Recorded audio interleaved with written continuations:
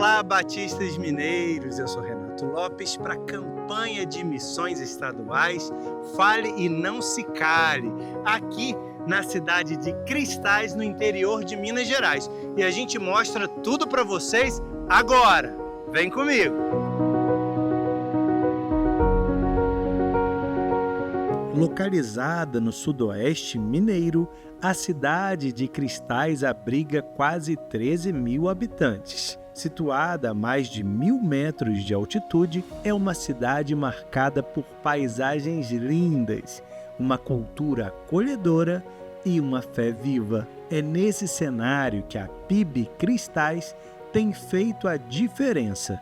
Uma igreja que decidiu romper o silêncio, abraçar os que sofrem e ser canal de cura para uma geração que precisa de voz. Eu sou o pastor Janir Martins, pastor da Primeira Igreja Batista em Cristais. Estou aqui há 8 meses nesse campo missionário dessa cidade belíssima que tem cerca de 13 mil habitantes. A cidade de Cristais, ela enfrenta um desafio de entra ano e sai ano, que é o mesmo problema, as questões emocionais da cidade. Quando eu cheguei aqui, há 3 meses na cidade, a gente teve um caso que chamou a atenção. 2 suicídios e uma tentativa de suicídio, de pessoas acima de 60 anos. Porque na minha realidade local era muito distante disso, dessas informações. Numa cidade menor, uma informação como essa já chama a atenção da população.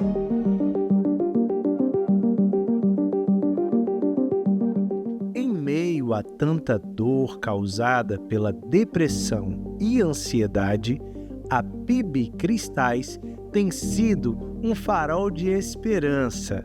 Aqui, vidas são acolhidas, feridas são tratadas e chamados são despertados.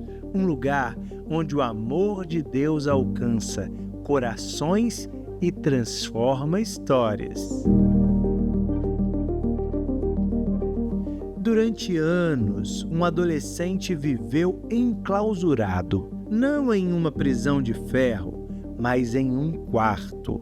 Um universo criado por telas, jogos e redes.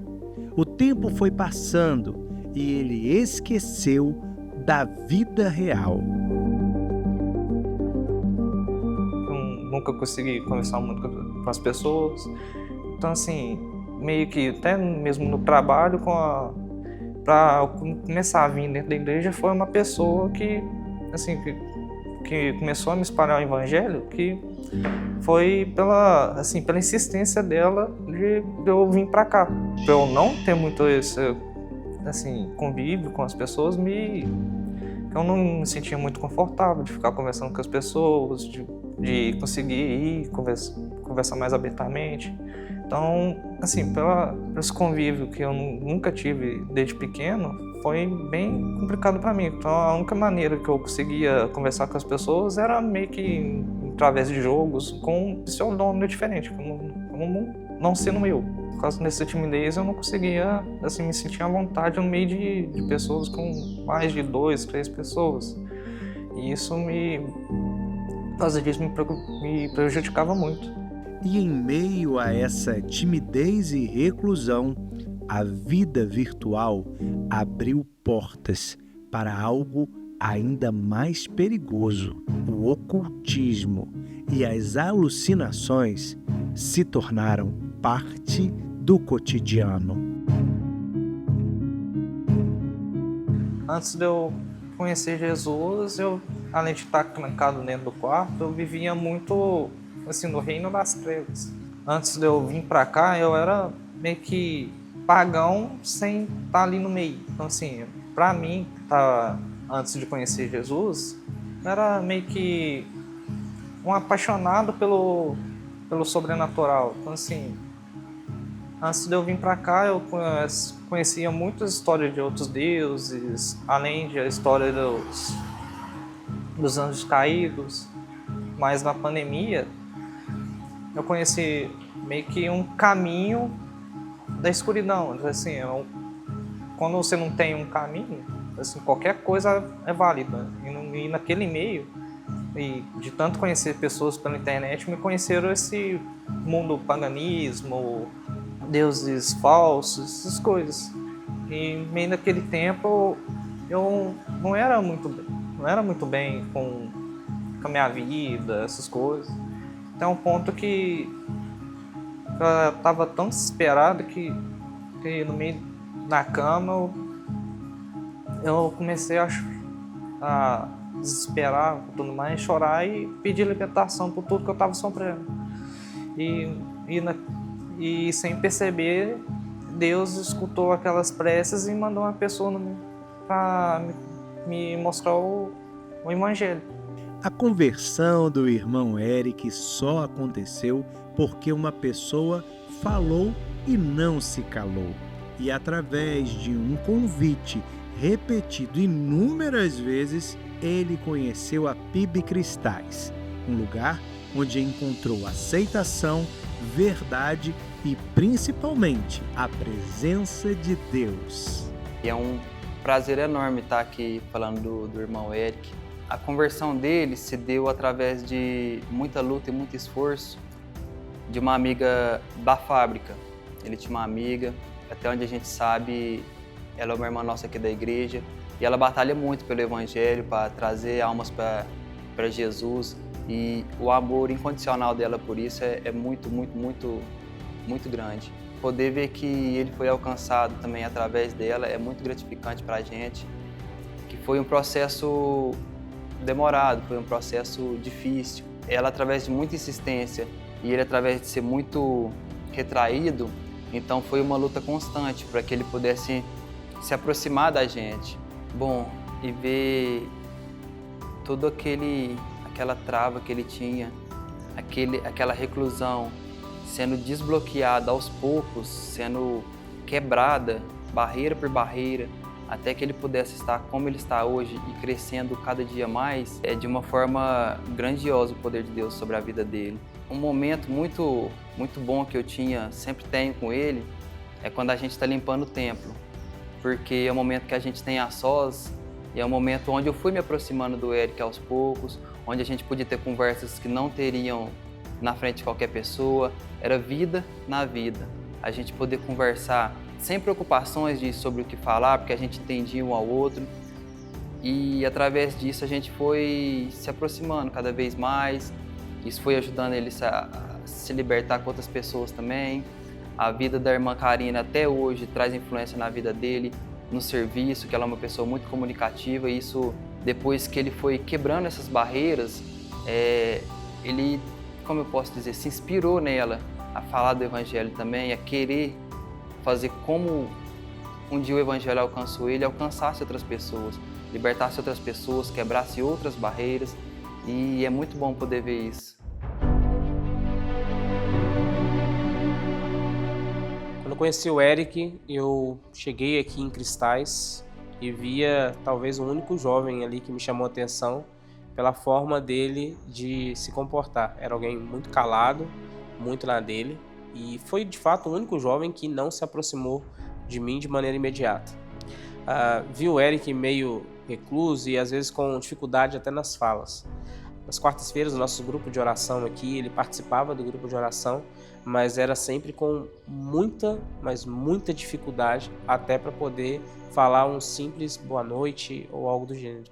E a gente foi vendo aquela situação e querendo tentar entender do porquê o Eric estava daquele jeito. Conversando um pouco com a Karina é uma das nossas líderes da juventude aqui e alguém muito interessado no Evangelho, me explicando um pouco sobre a situação do Eric, falando como era o Eric também fora da igreja no que diz respeito à fábrica. A gente tentou pensar em encontros, para poder conhecer um pouco mais sobre o Eric, a realidade do Eric, no que diz respeito não só à fábrica, mas também à família do Eric, o local onde ele estava inserido. Nesse processo, então, a gente começou a se aproximar um pouco mais e conversar um pouco mais sobre isso. E a gente foi percebendo uma série de mudanças no comportamento do Eric. O Eric já começava a participar mais ativamente das reuniões de quarta-feira, a orar pelas pessoas, mas ainda com a sua timidez, mas um pouco mais mudando a sua desenvoltura para poder falar e conversar. E a gente percebeu que o Eric começou a dar alguns avanços. Em algumas reuniões de conversa, a gente falando um pouco sobre a situação dele, Ele disse que as alucinações que ele estava tendo estavam diminuindo graças a essa assiduidade na igreja local e também nessa forma da igreja o abraçar. Nós temos como objetivo aqui na igreja uma mentalidade, que a igreja é um reino de amigos. E esse reino de amigos que a Igreja de Cristais pôde proporcionar isso, fez total diferença também na vida dele e na forma de interagir que o Eric teve. A gente percebeu uma libertação real, não só no que diz respeito à questão de ele ser recluso, mas uma libertação espiritual mesmo. O Eric já diminuiu um pouco das falas que a gente tinha, às vezes, nas conversas, né, sobre algumas questões de pensamento, e a gente percebeu que isso foi diminuindo ao longo do processo. De um rapaz tímido ali da igreja, começou a se transformar, na verdade, de um rapaz que começou a perguntar muito sobre o Evangelho e sobre questões mesmo da igreja e da Bíblia. Confesso que talvez a pessoa que me deu mais trabalho no que diz respeito à pergunta teológica foi o próprio Eric. E até hoje ele faz essas perguntas que às vezes eu tenho que parar e analisar 20 livros para poder respondê-lo. Mas a gente percebeu que isso é um avanço que o Evangelho faz na libertação do homem. É só o Evangelho que traz a pessoa de uma reclusão a uma libertação, e não só isso, a querer participar da família e querer ser um agente ativo da família. Louvamos a Deus por ver essa mudança tão drástica de alguém que não falava um simples bom dia para alguém que hoje se comunica, e a sua oração da quarta-feira é uma oração que nos chamou a atenção das últimas quartas-feiras. Senhor, me dê a oportunidade para falar do Evangelho, e aquilo nos tocou profundamente. Acredito que essa é uma oportunidade ímpar da vida dele poder falar do Evangelho através do seu testemunho de vida. O que era alucinação virou oração. O quarto escuro virou casa de adoração. Hoje ele está livre, livre para viver, para sonhar e para contar ao mundo o que Deus fez. E os planos de Deus para PIB Cristais continuam.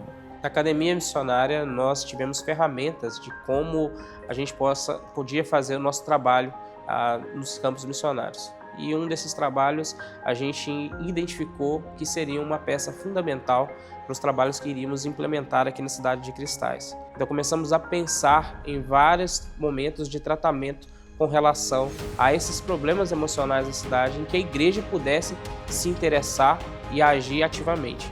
Fizemos, por exemplo, no mês de Setembro com Cristo, que foi colocar a igreja com as portas abertas para receber a população, para que ela pudesse entender e ouvir falar sobre depressão e suicídio, à luz das Sagradas Escrituras. E como de fato o Evangelho é uma peça fundamental para a transformação desses dois aspectos.